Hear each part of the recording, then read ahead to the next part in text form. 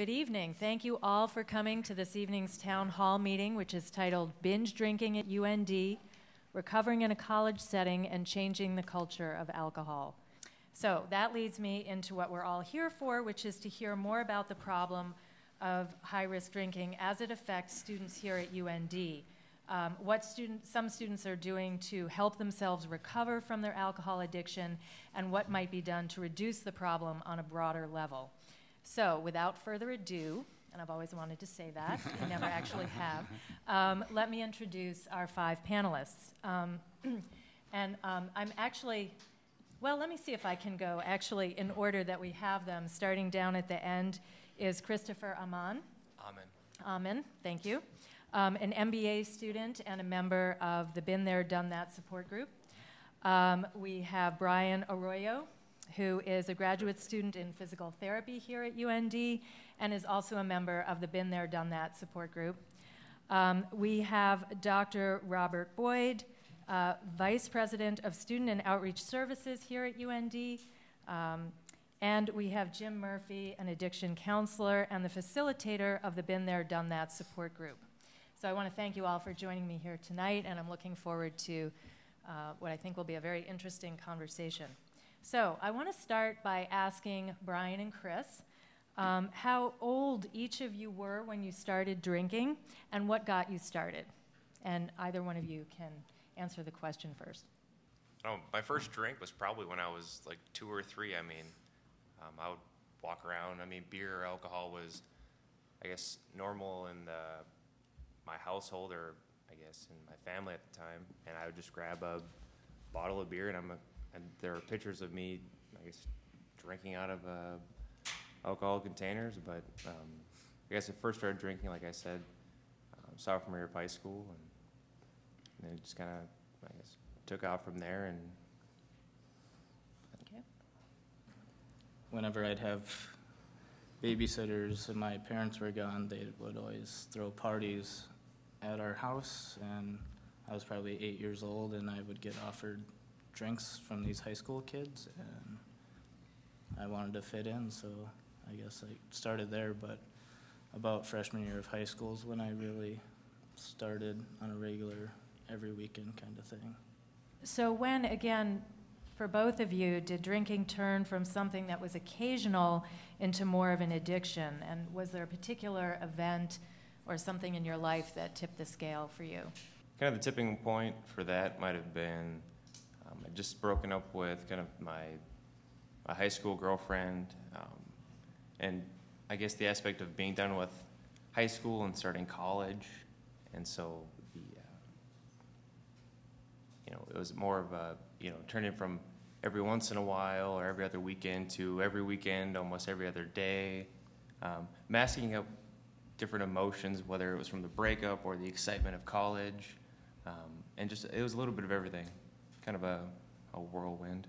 I mean, my week was planned around a party that we were going to throw on a Thursday, or a party we were going to throw on a Friday, or where we were going to go. I mean, like I said, it was Monday, and I was wishing it was Thursday, and that was every week for 5 years or 4 years.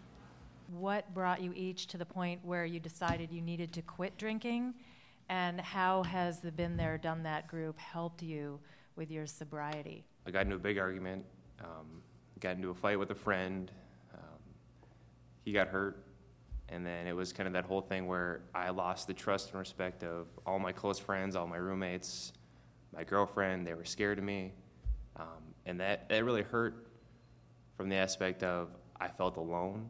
And so by knowing that the university had the counseling center and that I could talk to Jim or go and seek more help, that was good, because the following Monday, it had been 2 years since I had talked to Jim, and I called and specifically asked for him or set up an appointment and said I need to do something about my behavior. It's destructive.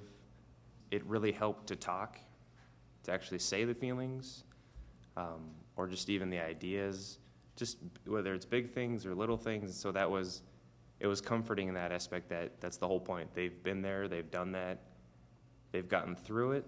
There's a light at the end of the tunnel.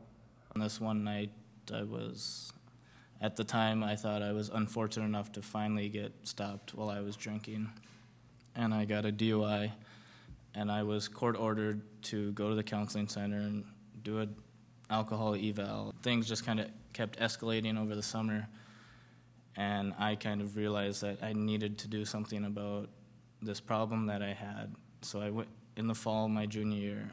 I went in and I had the one-on-one time with Jim to kind of, why are you drinking? Kind of figure out the problems in my life.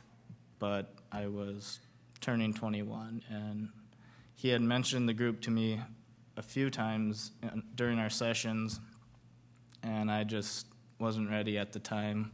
I was turning 21. I wanted to experience everything all my friends had experienced over the summer. And at the time, I thought that's how I wanted to enjoy my life. I went a whole year of just engaging in risky behaviors. I'm sad, it pains me inside to say, drunk driving was a common thing. The fall, right before my senior year started, we decided to start the year off with a bang, and I don't remember really what happened, but when I woke up in some stranger's apartment, getting the cops called on me. My friends didn't want to talk to me. My girlfriend at the time was basically scared for her life, and they basically said, you need to do something about your drinking problem. We never want to see you like that again. And I knew the only way I could do that was if I didn't drink. My own doing, I called up Jim. I remembered his number. I had his card sitting in my wallet still after a year. And I called him up and I told him I needed to do something, and I was serious about it, and I really wanted to change my life. And that's when he mentioned the group again, and I decided to try it out. And it was probably the best decision in my life. Bob and Jim, kind of want to bring you both into the conversation. I'll ask you both this question. What is the scope of the problem of high-risk drinking at UND? Is there any way to really know? What I see is the intensity is increasing. With that, the intensity of the consequences, the intensity of the number of days a week. It's amazing what day the weekend starts now. But unfortunately, a lot of the young people believe it's always been like that. I have hope, particularly on this campus, I have hope that we are beginning to see, in essence, a tipping point. And I think if that tipping point arrives, it'll be because of people like the three that are up here that have a chance to say to all of us, listen, I've been there, I've done that, and let me tell you, you don't want to go there. Nicole, you are a peer educator with the ADAPT program here. Can you talk a little bit about the differences between the male students and the female students when it comes to drinking? Well, we know that depression and stress are leading factors for drinking in women. We also know that women are sometimes taught at a young age to internalize emotions, to take on the problems of others, and it's not as okay to talk about things. I've also seen with the women that I've talked to that there's a lot of guilt and shame associated with the drinking, with the some of maybe the behaviors that girls and guys take part of when they're drinking, and there's a lot of shame into it and a lot of personalization, and they believe it reflects on their identity. And so I've seen that a lot working with the women. Bob, what in your experience,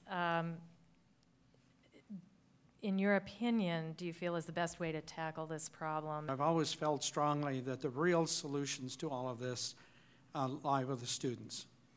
And as a consequence, I'm very supportive of efforts on the part of students like ADAPT and others and certainly the group that these two gentlemen represent, because I think ultimately those will be the answers. The moment that it is no longer cool to put a funnel in your mouth and pour alcohol into it is when it will stop.